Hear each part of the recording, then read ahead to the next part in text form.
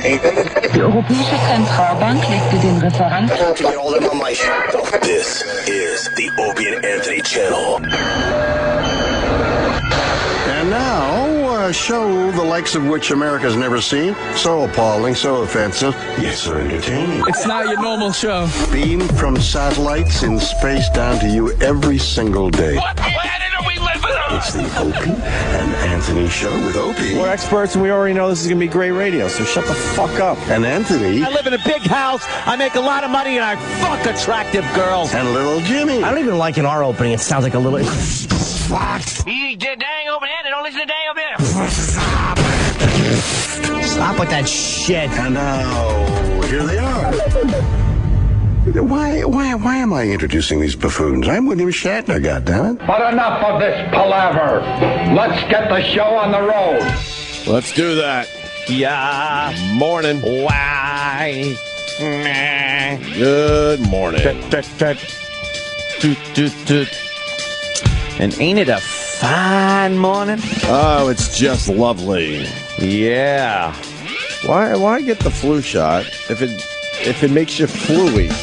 Oh, did you get one of those? Yeah, I'm feeling fluey. Where you go? The pharmacy? Yeah, you CVS. go to like CVS? To the old CVS. Have some fucking just scrub, give you a shot? Yeah, it's like the flu shot has been great for me over the years. The last 5, I think I started about 5 years ago. But I'm feeling just slightly fluey. Nothing bad. Isn't it supposed to do that? Yeah, sometimes. Or it gives you a fever for a couple days. I got the fever. But this is in place of the all-out flu. Yeah. So, I mean, it's nothing. Jimmy comes in, just makes a catastrophe. But these water bottles are broken. They're the worst water bottles. They're the bottoms are like fucking... I don't know what happens. Like, all bulged out and they fall over. They try to put too much water in water bottles? No. I can't remember. They bought the cheapest fucking shit water at this place. Water's water. It isn't. That water. You want to do a water test? You wouldn't know the difference. I tell you, yes, that crystal geyser. I like the crystal geyser. It doesn't. It's not as good as the Poland spring water that I bring from my home. We used to have that a little over a year ago, but then they switched it out for... How about we do a water test? I guarantee you don't know the difference. Look at how it falls. I'm literally just trying to push my water bottle over and it falls. I know, it happens. Oh, broken. it's toppling over like Humpty Dumpty. What the fuck happens? I don't know. The pressure changed or something? Something's amiss. So just slightly fluey. Yeah, a little fluey. A little ache, a little feeve. And now call it the feeve. When did you get the shot? Sunday. Yeah. Late Sunday. I can't believe I ever went without getting it. Like now, It's amazing. It's amazing. In the end, it's amazing. I mean, by what? Tomorrow or Thursday, I'll be fine. And that replaces what would have been a 2-3 week nightmare. I've never gotten one. You should. Never gotten one. Well, you don't get sick like me. I don't fucking get that shit. It must be alcohol or something. Kills everything. I don't know. I do, about once a year, though. Maybe once every 18 months. I do get a pretty good cough, cold thing going. But it lasts maybe 3-4 days. And then that's it, you know. I don't know. That Tim Conway's a fucking asshole. Yeah. Oh, my God. Was that great? I broke that down all day yesterday in my mind. That was a lot of fun. And yes, I hid yesterday. Absolutely. I fucking hid. Did you take shelter? Well, I didn't know, like... Good for you. I was trying to find an inn. I didn't have one yesterday, so I didn't want to force my shit. And then I'm like, you know what? I'm not even going to look at the guy, because he's just looking around the room to just be an asshole to someone else. And I was thinking, yeah, it was funny and all, but I think he's an asshole. I really think he might just be an asshole. He loves fucking with people. Oh, my God. But even off the air, he was doing the same shit. Yeah. But here's why he was okay, because he enjoyed being teased. Right. You could tell Tim Conway, he likes the back and forth. Yes. And he liked being made fun of. That's old school comic stuff. Like he really enjoyed being smashed. Like I can only imagine him and Harvey Korman off TV going back and forth. There must have been brutal shit going on between them. Yeah. That really is old school, where it's just cutting humor. You don't see it as much. Yeah. All you have to do is go to a family function and your older relatives try to do that Tim Conway shit, but they're not Tim Conway, so it really fucking hurts. Comes off as mean. Right. Or dementia. Right. There's not many laughs in there. Yeah, yeah. I heard off the air he was doing some pretty funny things too. What was that, Sam? You were talking about yesterday when somebody was saying he was going to the his publicist or something asked if he had to go to the bathroom, and he goes, "No, my bag isn't full yet." Did he really say that? That's great. Yeah, and he kept making her think that he had Alzheimer's or something. Yeah, She was like, "You remember this building, right?" And he goes, "No, have I been here before?" She goes, "Yeah, for with Carol Burnett." And he goes, "Who's that? Who?" Oh, that's great. That's just who he is. Who's that? Oh, it's fucking funny. He did something. Did you catch when he first walked in? He walked over. I think he said hello to you, and he said hi to Aunt. Yeah. And then he just kind of stood behind Anthony for a second, and I'm like, I know he's doing that to be he was to be an asshole, to pretend he didn't know where to go. Right. You weren't sure at first, and then you realized, oh man, this guy's a dick. That would be exhausting, though. I think he's one of those guys that doesn't turn that shit off. No, probably not. So it's fun to do like a half-hour interview and get beat up, but he probably just walks through life like that.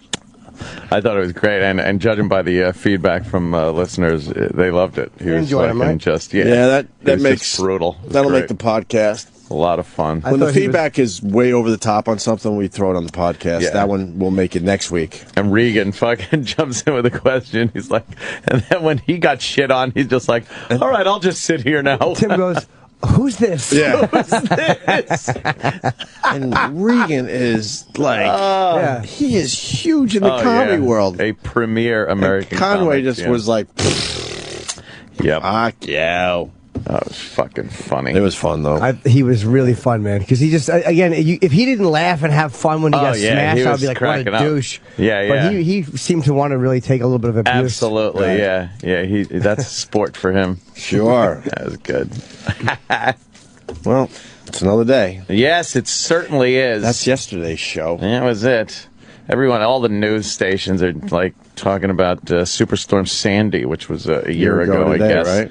They're a year ago, me and Jimmy were downtown watching that water rise. Yes, we were. That's some scary shit. You go to the tip of Manhattan, Battery Park, and you see that water rise in front of your eyes. Remember, it started coming over the shore. Nothing you could do about it. Yeah. And then eventually it went down into the subways and all that. Yeah. We were there with all the weather people. And that guy zipping around on the fucking jet ski. Yeah, just enjoying the waves. Crazy shit. And the news people just couldn't believe that someone would be out there. I'm like, he's so close to shore and he's jumping waves. What's the big deal? This is very dangerous. We do not recommend you come out here. Right. If you don't have to leave your home, stay. Okay. But they were amazed. Like, a hurricane is slowly moving toward us at that point. Yeah. He sees some really cool waves and he's going to jump on his jet ski and enjoy his day. And then the news people, I don't know what it takes to do something like that. Yeah. Superstorm Sandy. And they're looking at a year ago and what was damaged and how far they've come in the cleanup and everything else. So I think in general they've done a pretty good job. I know there's people still suffering and people still living in hotels and whatnot, but considering Seaside what Heights. happened, holy shit. Seaside Heights got pretty fucked up, and Jersey Shore, fucking Long Island, South Shore.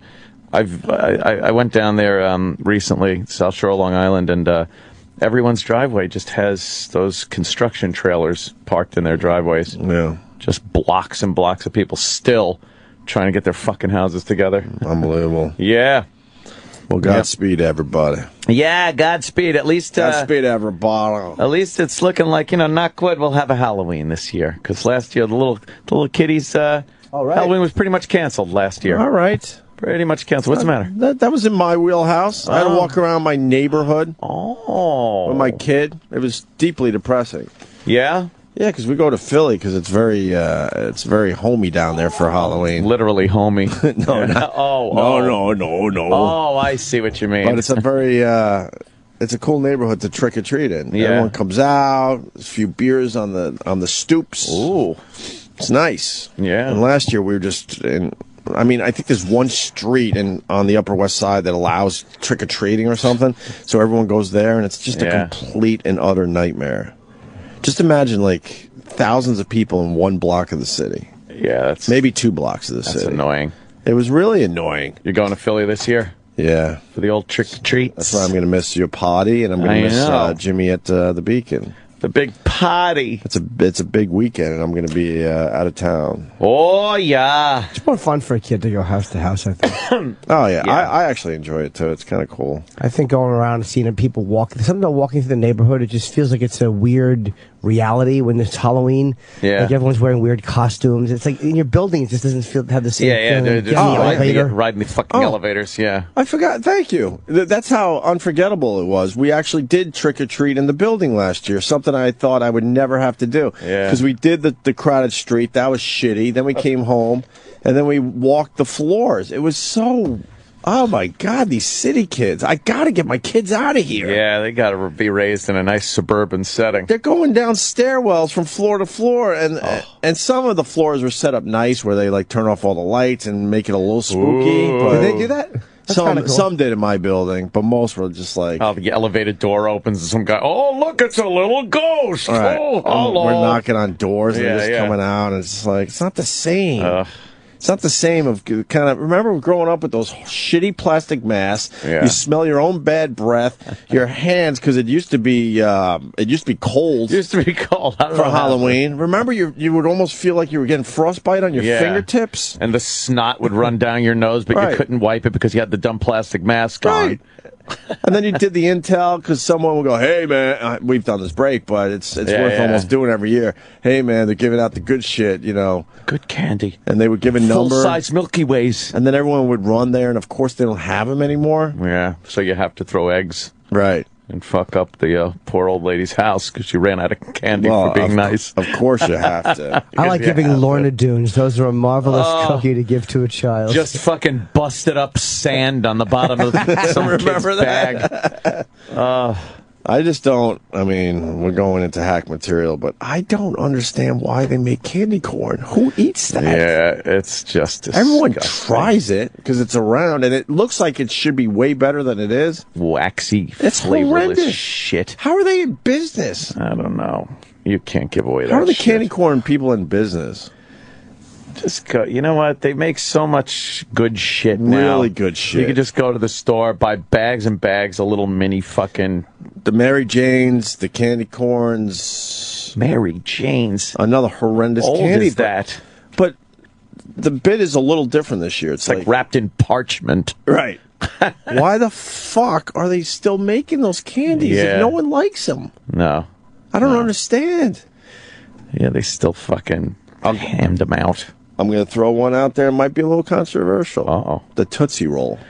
Yeah, I don't know. People still digging the Tootsie Roll. I don't dig a Tootsie Roll. Never. I don't know what it is. It's not chocolate. Do you like a Tootsie Roll? I'll eat a Tootsie Roll. Well, I don't necessarily like a Tootsie Roll. I think that's how their business is getting by. People will eat a Tootsie Roll, but they're not enjoying a Tootsie Roll. I don't go out of my way to get a Tootsie Roll. I'd rather have a fucking, a nice piece of real chocolate. Right. I don't know what a Tootsie Roll is. Is it supposed to be chocolate? I don't know, but if you the fuck is it? But if you go in a candy store, you're going to pass up everything else to reach for the Tootsie Roll? No. Of course not. Tootsie Roll.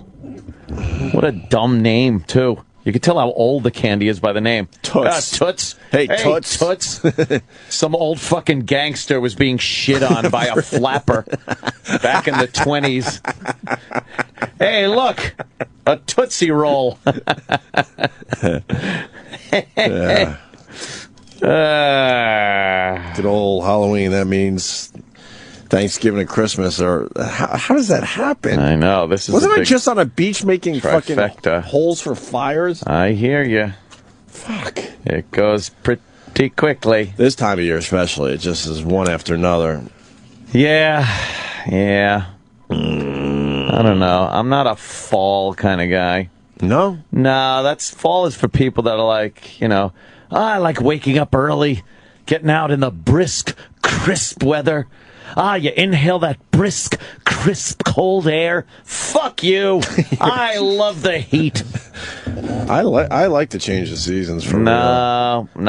I laugh at everyone on Facebook that says, "Oh, fall is my favorite time of year." Yeah, shut it. It's everyone's favorite time of year. Not me. And I'm talking about the masses. Summer is king. Summer's the shit. Fucking outside, it's light out late, you're grilling, you're fucking drinking outside. It's just great. Then fall comes around and fucking close up everything. The landscapers came yesterday. It was like they were making a fire break in my yard. They cut every piece of vegetation down. Why? Because that's what they do. They cut everything down and fucking haul it out of there. And now it just looks like a barren, shitty backyard that I got to stare at until spring. Why do they cut everything down? I guess that's what they do, just to make keep way everything for healthy. Yeah, keep it nice, and then next year it all grows back. Oh. But yeah, the sugar daddy. John Remember Long Island. that's another old school. I've been called that many times. Yeah, hey, sugar daddy. John on Long Island. Ugh. Yeah, remember the sugar daddies? They used to get so hot and sticky, and you'd peel it off, and the paper would stick to the sugar daddy. But you ate it anyhow. Yeah, They were like the best. I love them things.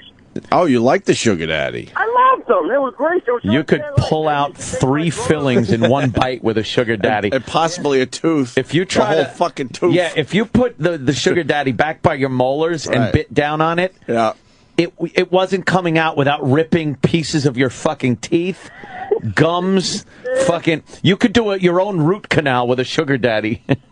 Fucking horrible. I don't know what it's made of. Yeah, concrete. Call up with your favorite candy, everybody. Time for Halloween.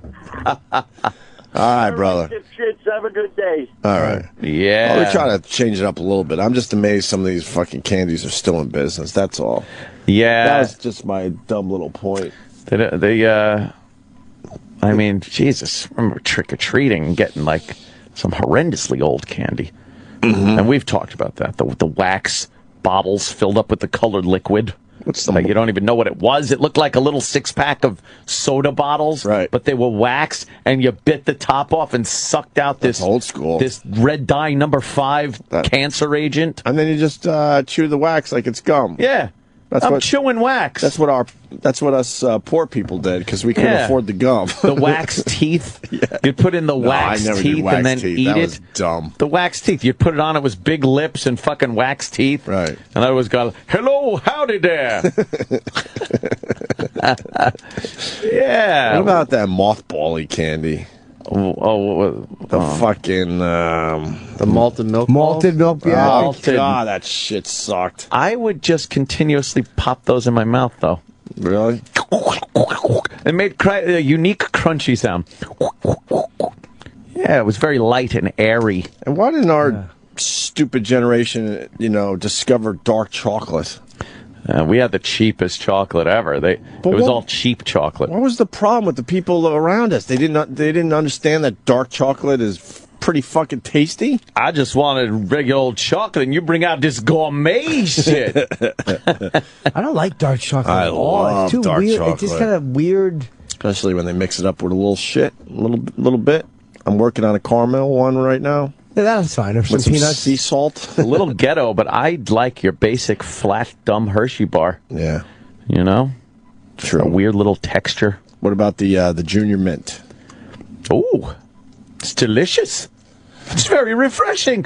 You can only have like 2 or 3. Yeah, it's kind of obnoxious. I like a good Junior Mint. Do you? It's a Junior Mint. Yeah. Was that Kramer? Yeah. It was. It's very refreshing. That's when he flicked it up to give it to Jerry, and it flipped out and went into the guy having surgery, and actually cured one of his ailments. Yeah, it was a fun one. The Junior Mint. I'm trying to get rid of a 20+ year coffee habit. How's that working out? Probably because that's probably why I'm feeling fluey. By the way, because if you look it up online, man, trying to get off caffeine is a motherfucker. And someone suggested green tea with brown rice. The fuck is that? Probably because you're vomiting and you don't think of drinking anything. That can't possibly be a good alternate. So I've been drinking like Starbucks green tea, which I just don't like. It makes me fucking nauseous and shit. So this is horrible.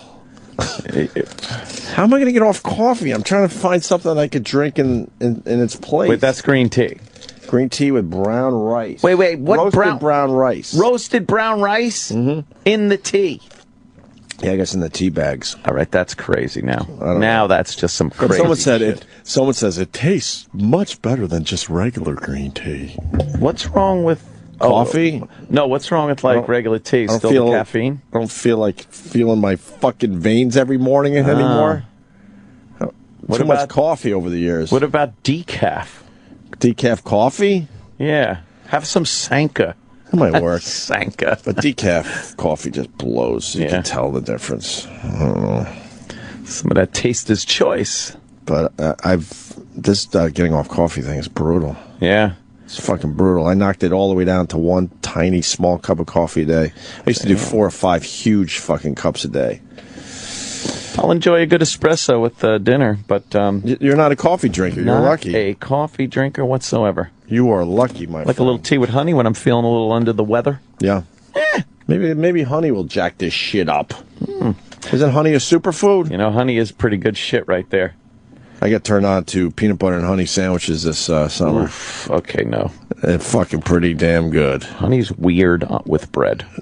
Pretty damn good. You put it with some peanut butter. They were made for each other. By the way, I don't know where people are getting honey these days because there are no bees left. I don't know what happened. That's another thing I remember from my youth. Do you remember in the summer? I'm laughing. The line's hilarious, but your face. That's why I'm horrified. That's why we got to have a visual. I'm horrified. Like you just saw a ghost. When you were a kid, and I know you know this, by any trash can in the summer where kids are throwing their Coke cans and fucking cake and shit like that, their ice cream, there would be right. a fucking mob of dangerous bees buzzing about the garbage pails, city streets even, on the corner during the summer. Yeah. Again, dangerous bees everywhere.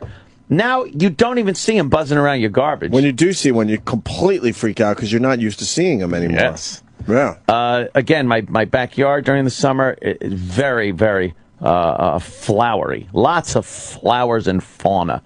And nary a bee to be found. Really? Yeah. Doing their old pollination thing. They say the bees are going away because the cell phone towers or something? Is that what they... I thought they didn't know.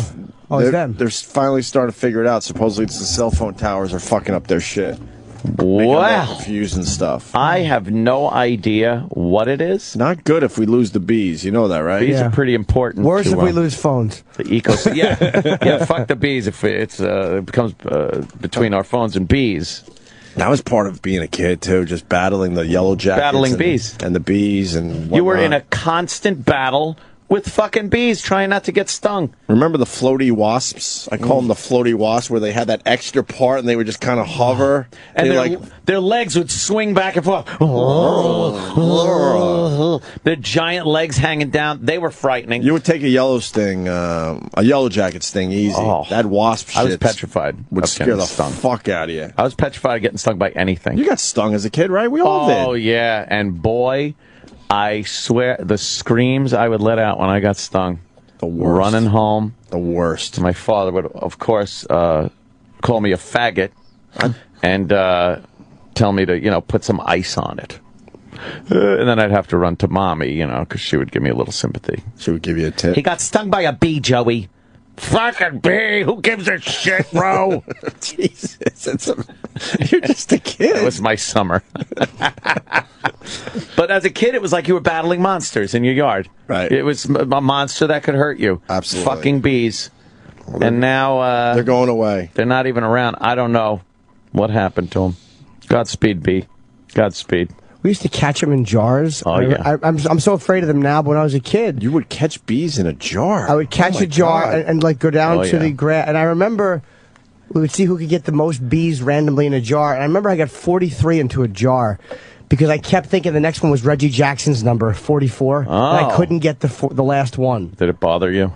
I don't remember if I got it or not. But now, were you the guy that would catch the bees and the top of the dandelion in the jar at the same time? Yeah, sometimes you had to. No. It was a wasp. No. Or whatever. I wouldn't like any flora in my jar. I wanted just bees. Yeah, reach in and pull it out then. What am I tell you? No, you had to wait till he flew up a little in it. Clunk, clunk, clunk. No, it was hard to do when you have a jar full of bees. That was part of the fucking intrigue of the whole game. I don't think we did bees. We did fireflies. Oh, they can't hurt you. Yeah, you can catch them with your cockhead. Nicole run around the yard with a jar full of fireflies, and then you got bored and put the jar down. And next morning, they're all dead. It's just a loser fucking kid that doesn't have any awareness yet. How horrific is that for the poor bug? Like, what happened? It was flying around. What about the dome? What about killing it after they're just burning fucking ants? Burning ants or any other bug with a magnifying glass. Like a big giant monster. Just being a fucking unaware idiot. Yeah. I saw something online with these Japanese hornets that we've all seen. Oh, and there yeah, was a guy crazy. But this guy makes this potion out of them. And he's like one of these 80-year-old Japanese guys who's fearless. And he was just standing like where these Japanese hornets were. And he was catching them with this net. Just like no mask, nothing. Just, net, catch bee. These fucking, these thumb-sized hornets. And he had a jar of honey, and he takes the hornet, and he opens the net over the jar of honey, and he taps it until the hornet falls into the jar of honey.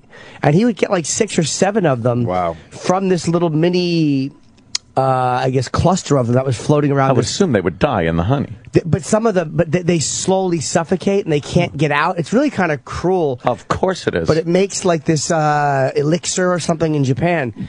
To make their dicks hard. Exactly. It is one of those dumb things. Of course. And he said so they get pixelated out in pictures. Some of them take 10 hours, they said, to actually, before they will give up fighting to get out. And then you watch these things struggle. Right. And you actually feel bad for these shitty hornets.